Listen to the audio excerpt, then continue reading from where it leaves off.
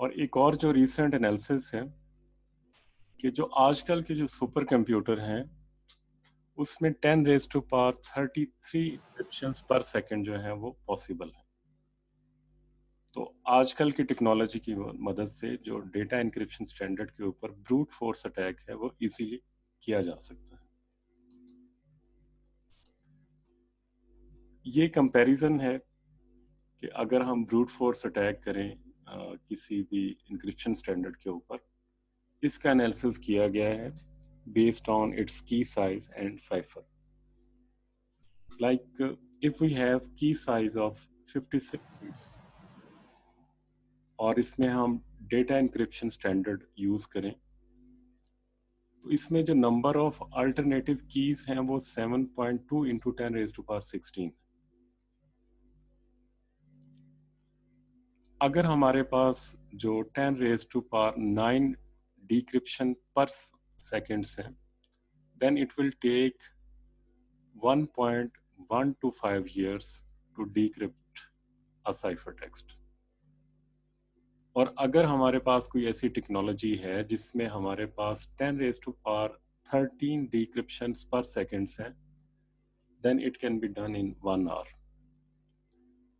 जो कि अभी जो करंट टेक्नोलॉजी है उसमें ये पॉसिबल है।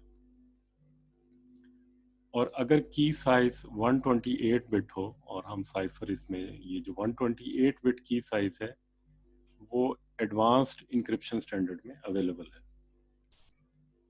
तो इसमें तकरीबन नंबर ऑफ अल्टरनेटिव जो कीज हैं वो 3.4 इंटू 10 रेज टू पावर 38 है।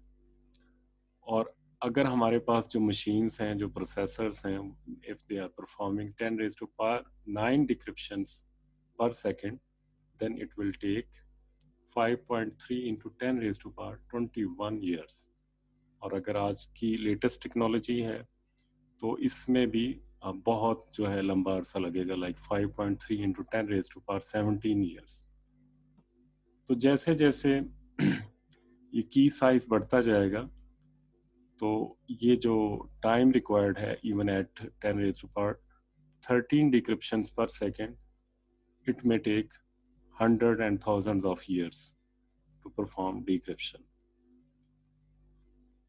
तो इस वजह से अब जो स्ट्रॉन्ग साइफर्स हैं they are AES, triple DES, AES with 192 key size, AES with 256 key size।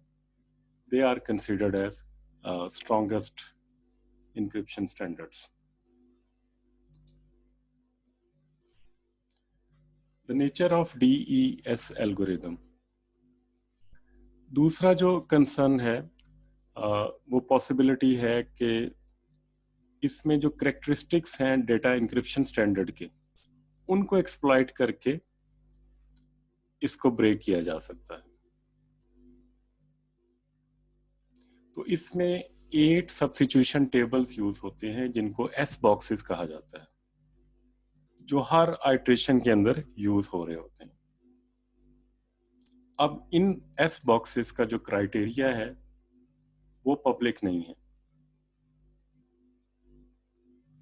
तो इस वजह से ये डाउट थे कि ये जो एस बॉक्सेस हैं ये इस तरह कंस्ट्रक्ट किए जाते हैं कि मे बी इसका क्रिप्ट एनालिसिस पॉसिबल हो। तो अगर कोई अपोनेंट ऐसा है जिसको एस बॉक्सेस की वीकनेस का पता है, वो इस वीकनेस को यूज करते हुए इसका क्रिप्ट एनालिसिस कर सकता है।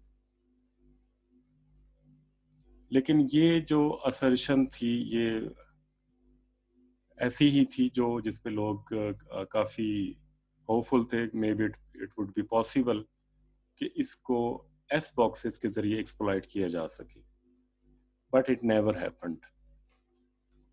और कोई भी ऐसा पब्लिकली कोई क्लेम नहीं है कि एस बॉक्सेस के जरिए डेटा इंक्रिप्शन स्टैंडर्ड को ब्रेक किया गया हो।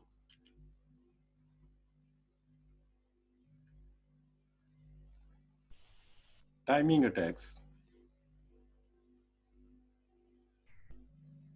तो टाइमिंग अटैक एक और टाइप ऑफ अटैक है जिसमें ये ऑब्जर्व किया जाता है कि किसी भी एल्गोरिदम को कितना टाइम लगता है कि वो इंक्रिप्शन जो है वो परफॉर्म करे,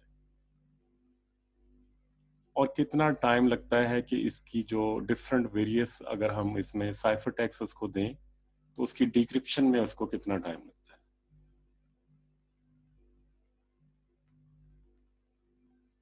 तो इस वजह से जो इंक्रिप्शन या डिक्रिप्शन है, इसमें जो बहुत कम डिफरेंस होता है कि जो वो इंक्रिप्शन और डिक्रिप्शन परफॉर्म करती हैं।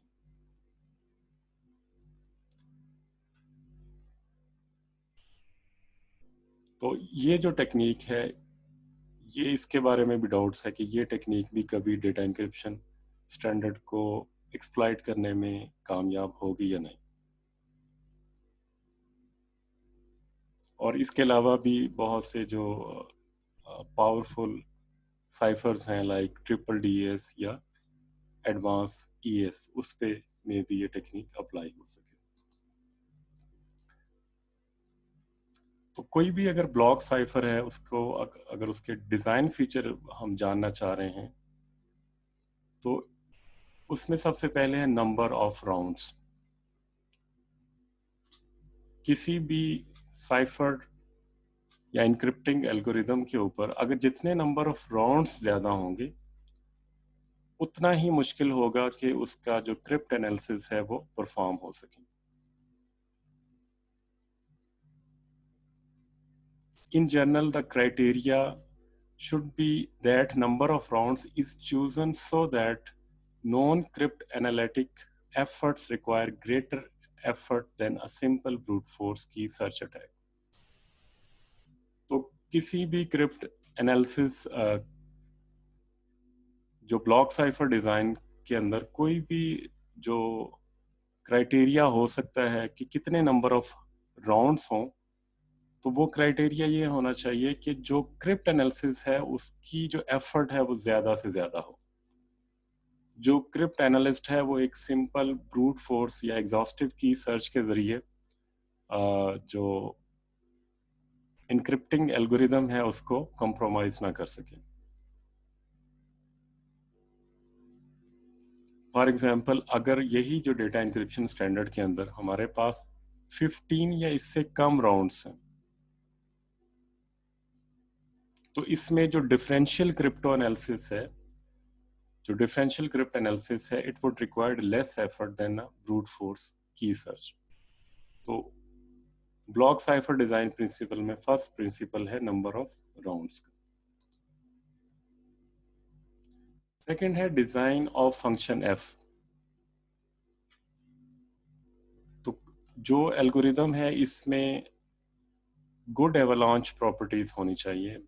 It means that if we change a bit of key और a bit of plain text, it would have significant effect on ciphertext. तो फाइस्टल साइफर में भी हमने देखा कि जो इसमें फंक्शन एफ है, this is the heart of encryption algorithm.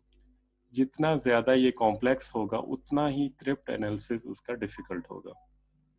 और इसमें जो एफ फंक्शन है, it should be non linear.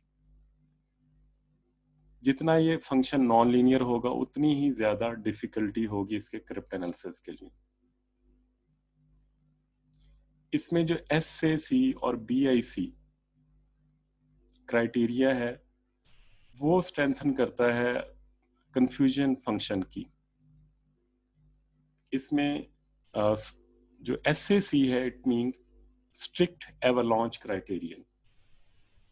It means that any output bit I of an S box should change with probability 1 by 2 when any single input bit is inverted for all I and J.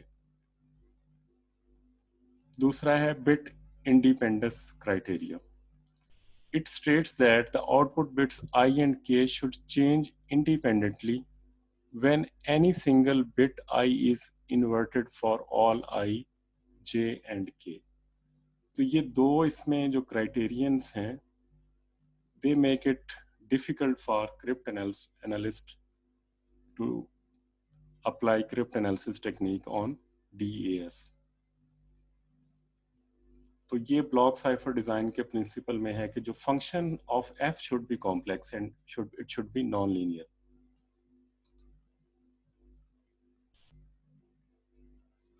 Key schedule algorithm. With any Feistel block cipher, the key is used to generate one subkey for each round, as we have seen in the diagram, in diagram 4.2, कि जितने भी rounds हैं, 16 rounds हैं, तो 16 की जो हैं वो generate होती हैं. तो हम इसमें जो है सब की को select करते हैं ताकि इसमें जो individual जो सब कीज हैं वो deduce हो सकें और जो डिफिकल्टी है वो दोबारा मेन की पे हो. It is suggested that at a minimum the key schedule should guarantee key ciphertext strict avalanche criterion and bit independence criterion. तो ये both जो criterions हैं they should be applied on the block cipher. तो आज के session में हमने discuss किया है डेटा एनक्रिप्शन स्टैंडर्ड को. डेटा एनक्रिप्शन स्टैंडर्ड में हमने डिस्कस किया है कि we have 64 bit plain text and we have 56 के बिट जो है वो हमारे पास की है which is reduced to 48 bit. We have substitution and shifting functions in 16 rounds. इसमें एफ मॉड्यूल है, इसमें जोर मॉड्यूल है. 64 बिट जो प्लेन टेक्स्ट है उसको half कर दिया जाता है into two blocks of 32 bit. They are initially permuted, then we apply XOR and F module, and this method is iterated for 16 times. और उसके बाद जो फाइनल इसकी परमुटेशन होती है और उसके बाद इनवर्स इनिशियल परमुटेशन के बाद जो है दोनों हाफ्स को कंबाइन करके हमारे पास साइफर टेक्स्ट जनरेट हो जाता है. तो इसके बाद हम नेक्स्ट सेशन में इसकी एक प्रैक्टिकल एग्जांपल करके देखेंगे और मज़ीद इसको डिस्कस करेंगे.